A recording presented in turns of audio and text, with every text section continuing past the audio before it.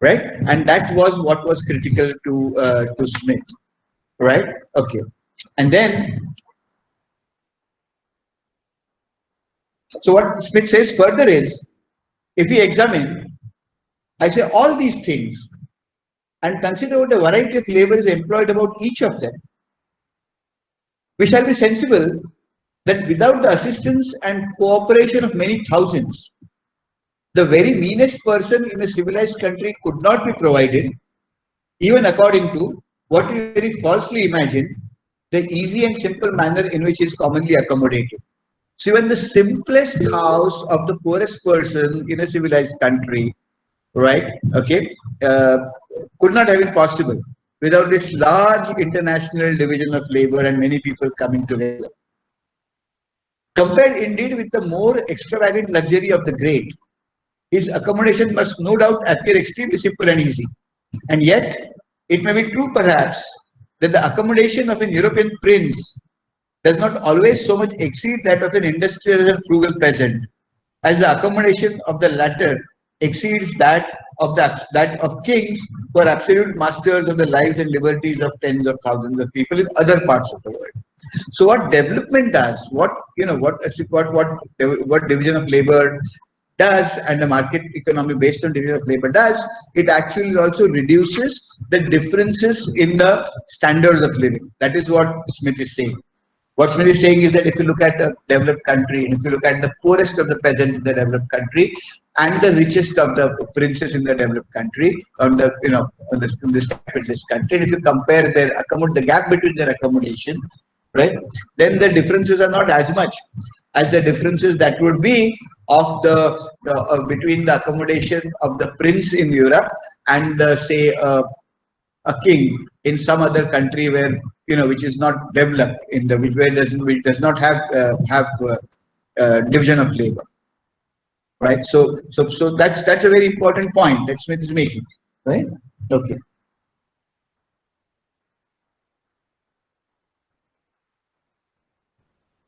So basically for Smith, okay, in chapter 2 what he says is, he thinks that the division of labor from which we get so many advantages, which really as it depicts it, given an apparatus of justice, of law and order and so on and so forth, is the thing which binds the society together, whether justly or unjustly. So society is bound together by what? By the division of labor, right? Okay, this is the basis of the economic aspect of civilization. And why do you think people get bound by division of labor? Because of the famous sentence, and he thinks that this arises from the propensity in human nature, propensity to, I quote, to truck, barter, and exchange one thing for another. And then he goes on with a rather dubious remark that nobody ever saw a dog make a fair and deliberate exchange of one bone for another with another dog. So dogs don't exchange one type of bone with another, but humans actually have the tendency, have actually innate desire to truck, barter, and exchange, right? So if I have lots of mangoes and somebody has lots of oranges, then I give him some mangoes and he gives me some oranges, and all of us become better off. Both of us become better off, right? So it's that basic truck, barter, and exchange, right? Of course, when Smith gives this example, nobody ever saw a dog make a fair and deliberate exchange of one bone for another with another dog, right? Okay. Edwin Cannon made some fun of it. It says by no means clear what object there would be in exchanging one bone for another, right? But so basically, what then Smith further goes on to say with this dog bone analogy is very interesting. Okay, and let's try to understand the argument in detail. So Smith says, a puppy fawns up on its dam, and a spaniel endeavors by 1,000 attractions to engage the attention of its masters at dinner, where it wants to be fed by him. Man sometimes uses the same art with his brethren, and when he has no other means of engaging them to act according to his inclinations, endeavors by every servile and fawning attention to obtain their goodwill. He has no time, however, to do this upon every occasion. In civilized society, he stands at all times in need of the cooperation and assistance of great multitudes. In almost every other race of animals, each individual, when it is grown up to maturity, is entirely independent, and in its natural state has occasion for the assistance of no other living creature. But man is almost constant occasion for the help of his brother, and it is in vain for him to expect it from their benevolence only. That's a critical idea. He will be more likely to prevail if he can interest their self-love in his favor. Right? Okay. Right. So what is it? Right? So again, let's go on. Right? That's a very important line. Whoever offers to another a bargain of any kind proposes to do this. Give me that which I want, and you will have this which you want, is the meaning of every such offer. And it is in this manner that we obtain from one another the far greater part of those good offices which we stand in need of. It is not from the benevolence of the butcher, the brewer, or the baker that we expect at dinner, but from their regard to their own interest. We address ourselves not to their humanity, but to their self-love, and never talk to them of our own necessities, but of their advantages. Right? This is a very famous line in Smith. Right? So basically, what do we have? What have we learned so far? The critical idea to Smith was literally division of labor. And from where does division of labor come? Because so what does division of labor do? Division of labor increases productivity. Right? It makes people, it increases productivity, and it is division of labor which clearly ties people together, which creates the economic system. Right? Okay. And this economic system is based on people's innate desires to truck, barter, and exchange. Right? And we are trucking, bartering, and exchanging. When I want something from others, it is best for me to appeal to their own interests. Right? So people act out of self-interest. But the self-interest has to be more broadly defined. It is not the standard microeconomics of a utility, a selfish individual per se. Right?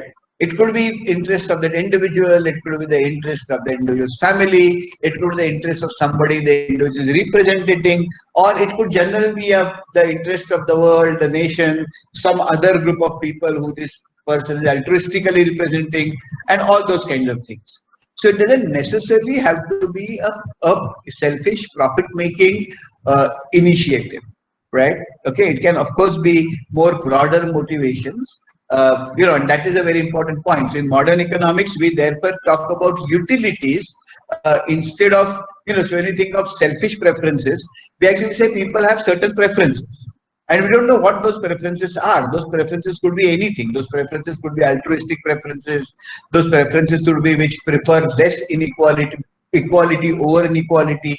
And then given these preferences, people maximize their utility, maximize these preferences.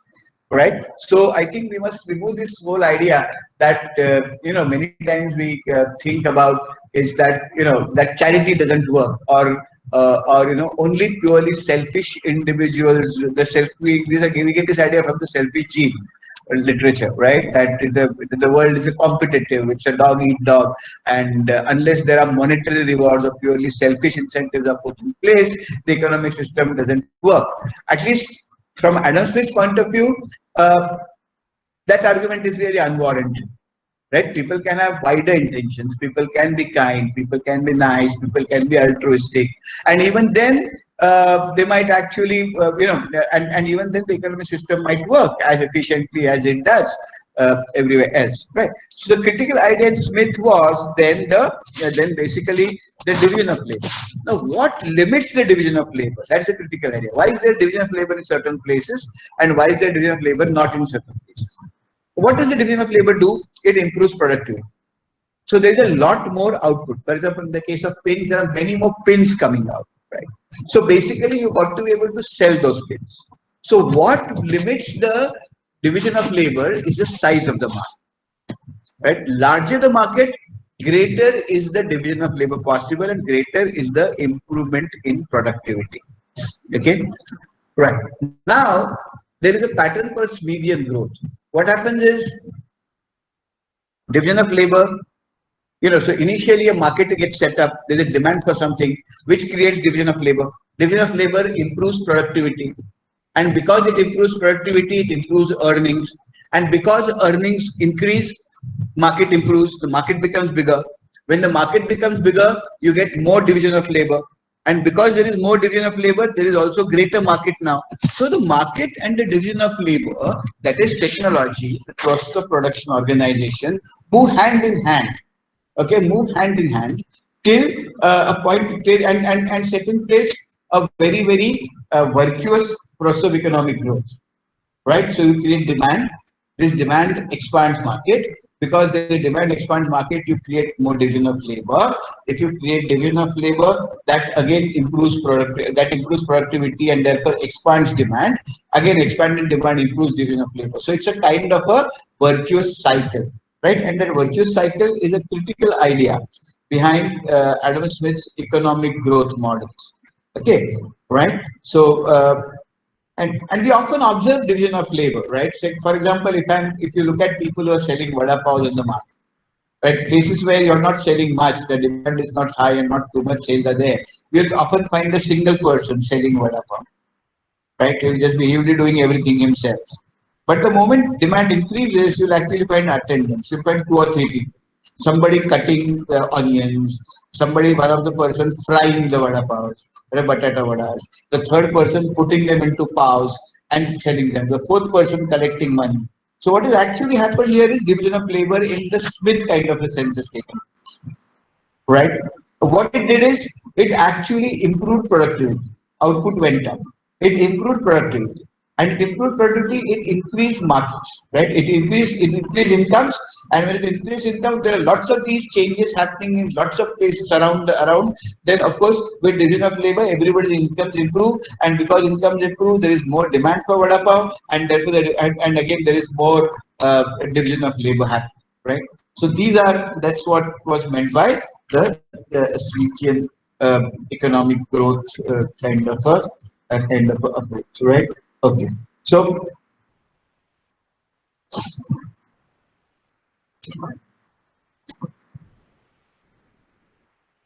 right. So now what happens here, right? So is that a clear Smithian economic growth and the critical area of division of labor, right? And it's division of labor which actually creates for you the world around us. Yes, sir. Yeah, yeah. So any questions on this?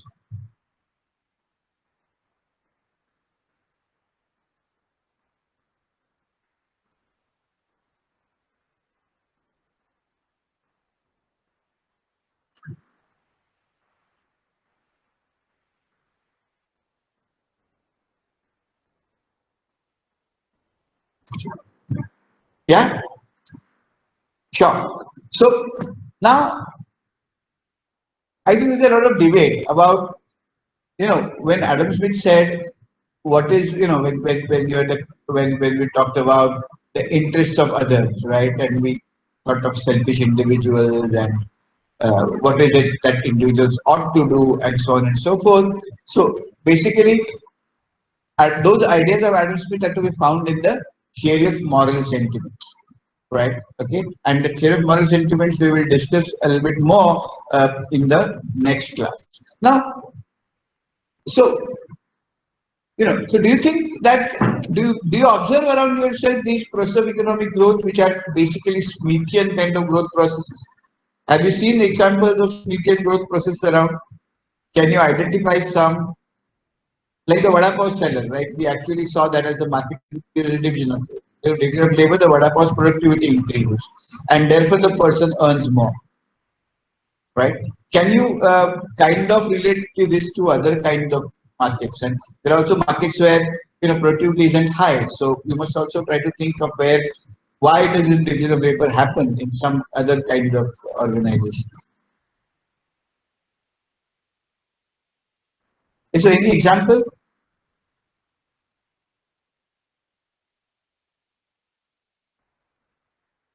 Right.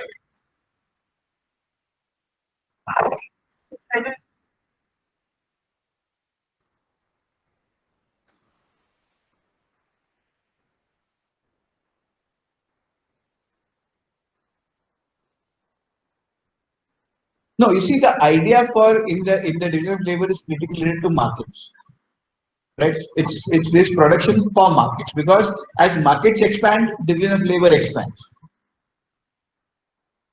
right? Because these pins have to be sold. Yeah. So basically, whatever is not marketable, whatever is not marketed, is not necessarily, will not fall into this in this kind of a. Yeah.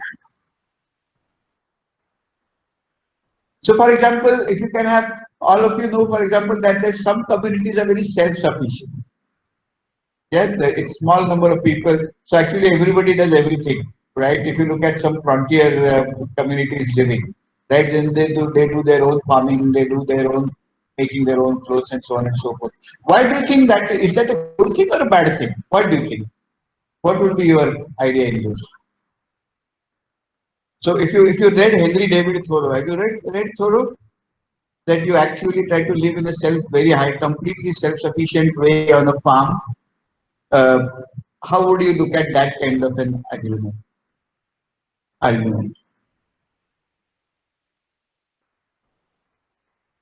in the kind of in the view of what Smith has said about economic?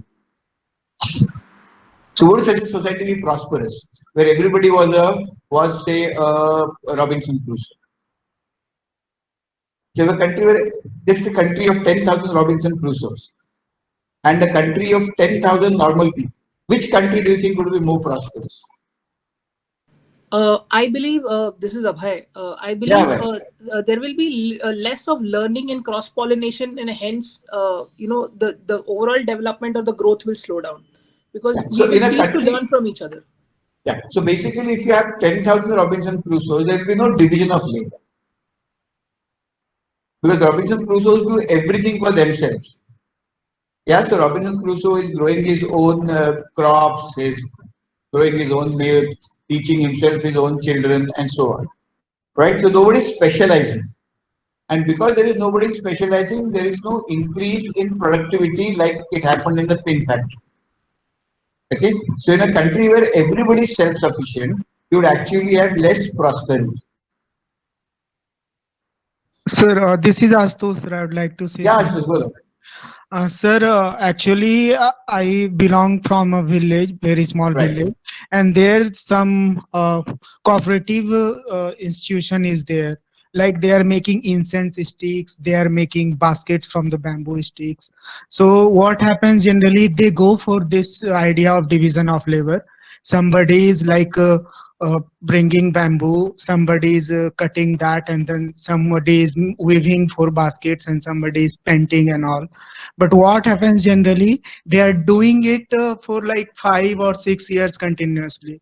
Suddenly, if someone gets something anywhere else, suppose that person who is weaving the basket for like final product, and if he is losing that, like he lost that and or he left that place, so it is difficult for that institution to get that kind of person. And same for the confectionery, like if anybody is making sweets and he is very good at making samosa or something like that, but the person who is like doing it properly, if he loses, that particular shop is closed. So somehow it is good and somehow it is bad too. So No, so that's why there is a literature in the theory of the firm, right? Some question that very often comes to people's minds is if division of labor is so good, right? Then why do firms integrate processes? Right. So for example, if you're looking at somebody making vada pav, right? Then why isn't just somebody running a shop just by cutting onions? And then the next person buys the cut onions from this person and makes batata vada out of it and sells it for it. Right? Why does the same unit have to do it? Right? And very often that happens because of this problem. Right? There is what is called asset specificity. So that individual in which you are, who's actually doing that division of labor, right? So that is will actually you have no control over that person. That person can go away or whatever. So very often you have to have a contract with that person.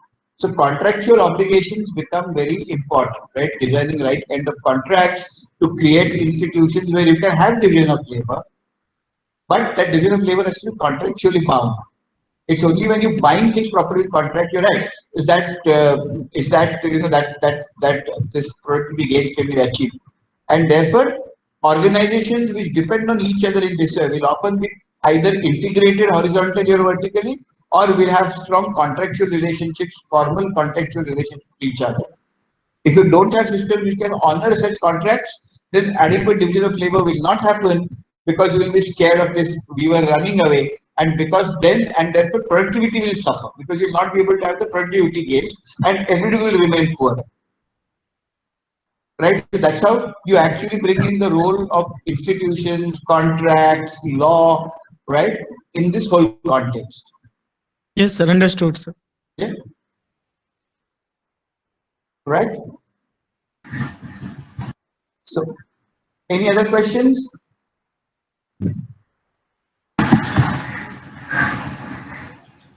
Sir, you just Yeah. said question. Yes. Why did term it as alienation also? Who? Marx termed it as alienation. We'll come to Specialization. Karl Marx. Yeah, we'll in the 1 or 2 lectures we'll come to Karl Marx. I think it's a very important process. Division of labor actually alienates you, right? Okay, because you just think of yourself as. Have you seen Modern Times? A movie called Modern Times? Yeah, Charlie Chaplin's movie called Modern Times. Ikki, you've seen that? Okay, so that's particularly relevant to that debate on alienation and what actually larger productivity processes do, very large production organizations do to you, right? So I will. So you remember there is a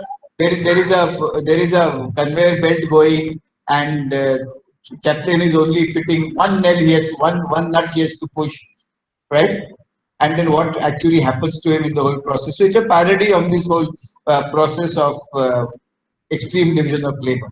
And we will come to that at some point. We can actually collectively see that movie as well, right? But your point is very valid. That's one of the strong critiques of division of labor, which will come to. Any other question? Yeah, sir. Just a theoretical postulate kind of a thing. Yes, Paritosh, yeah.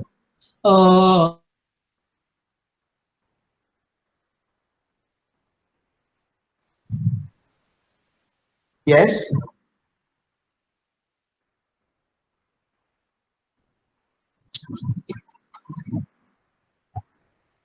Paritosh, we can't hear you.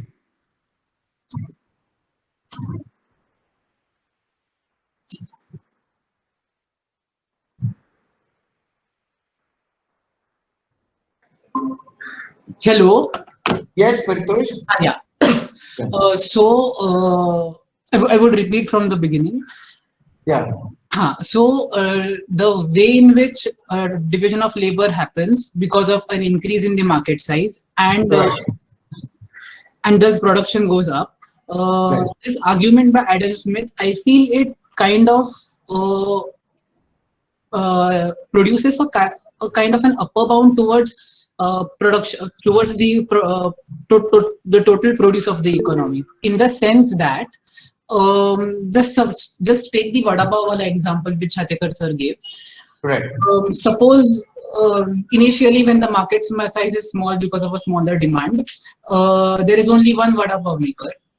Consequently, if the demand increases as the market size would increase, we will see somebody cutting onions and somebody doing this and somebody doing that. Right.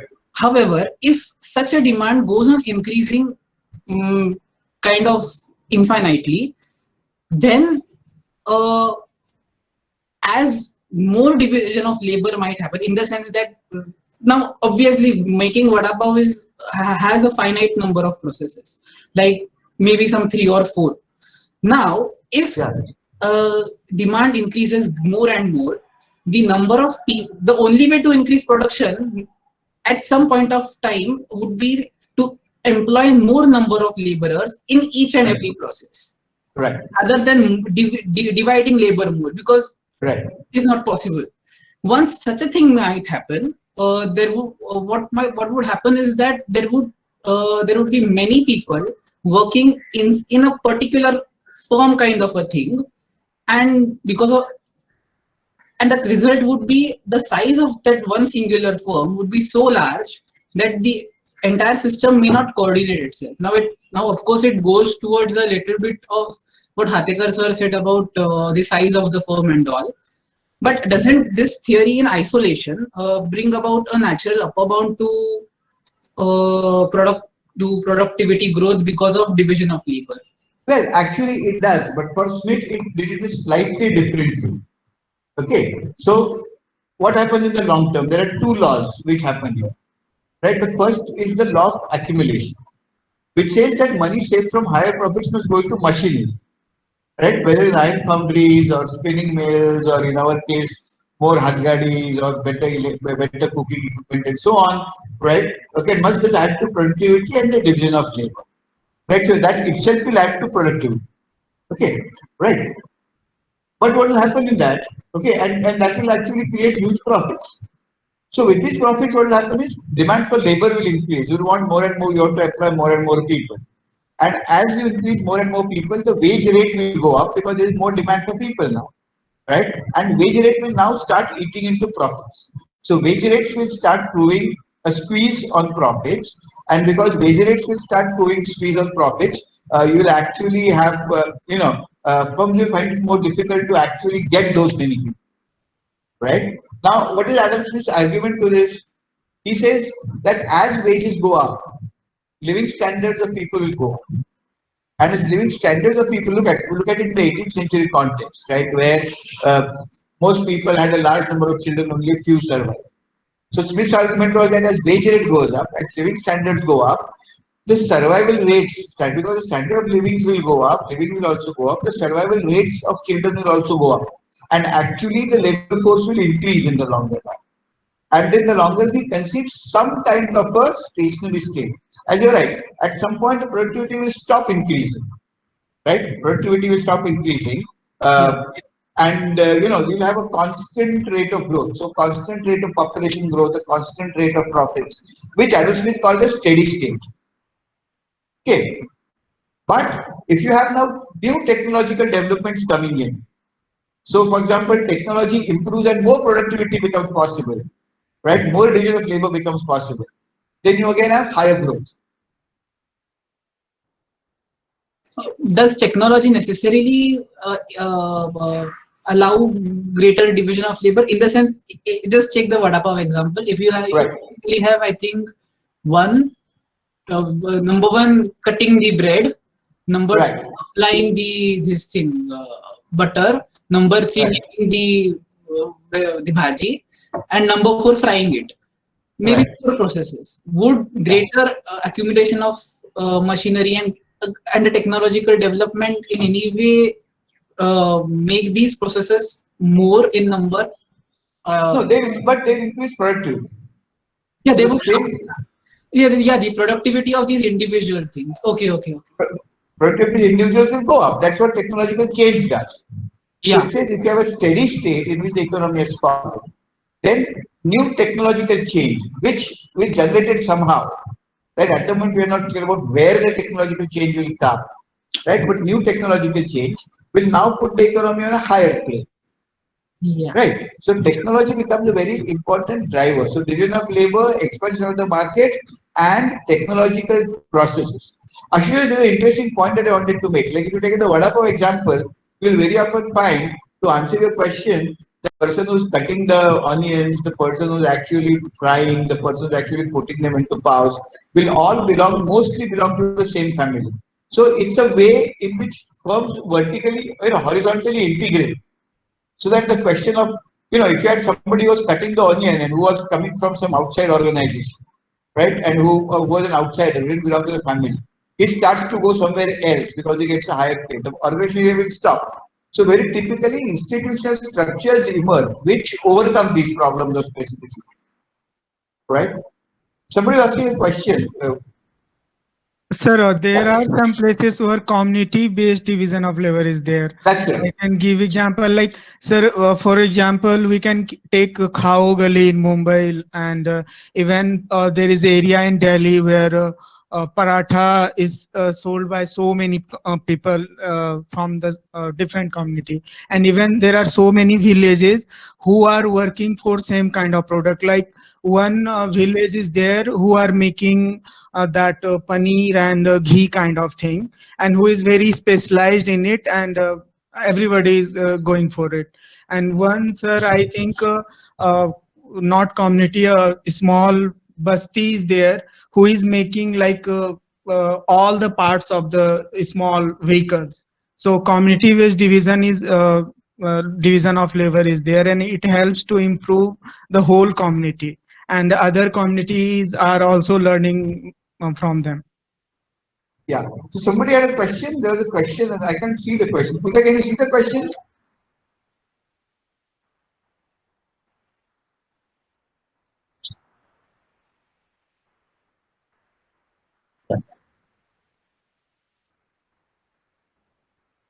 No, certainly not. The caste system is a restriction on who can marry who can eat from whom. It's a hierarchical organization of society, right? Where there are purity and pollution contexts. So that is the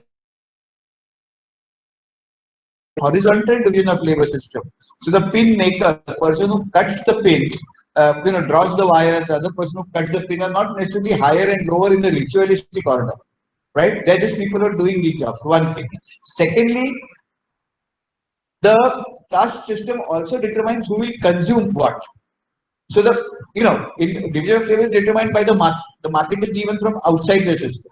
Larger the market, larger the division of labor. Whereas the caste system also calculates what the market will be. So who will buy what in the market? Who will sell what in the market? So clearly the caste system is not a division of labor. It is a division of laborers, as Dr. Ambedkar put it very clearly. Yeah? It's certainly not what Smith had in mind.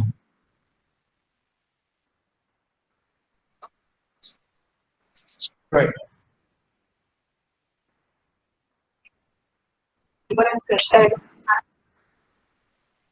Division of labor and specialization.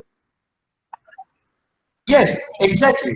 Exactly. That's what Smith had in mind. It's specialization which creates productivity, which improves productivity.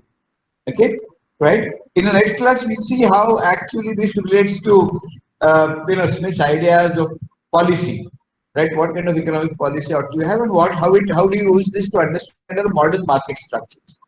Okay.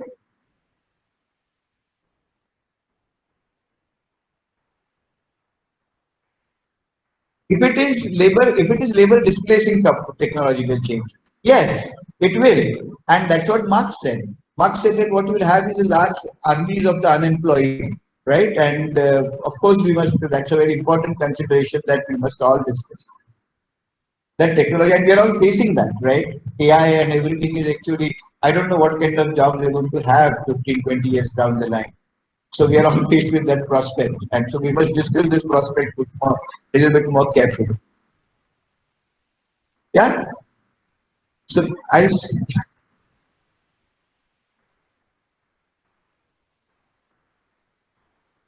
Yeah, but you can send it to me on email. I will respond to that.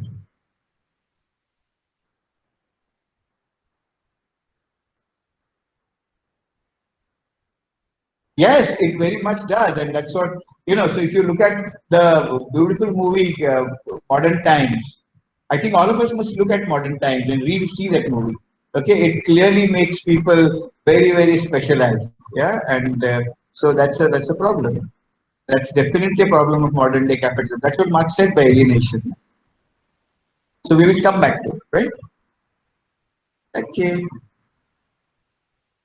Yeah, Mayura, it's not a very happy. Yeah, but that's humanistic. That's a question. We need to talk about this.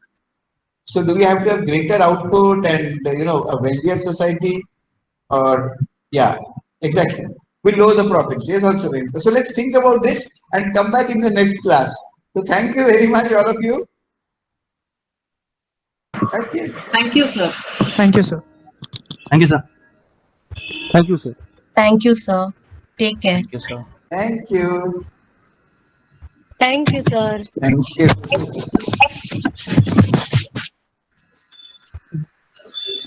you.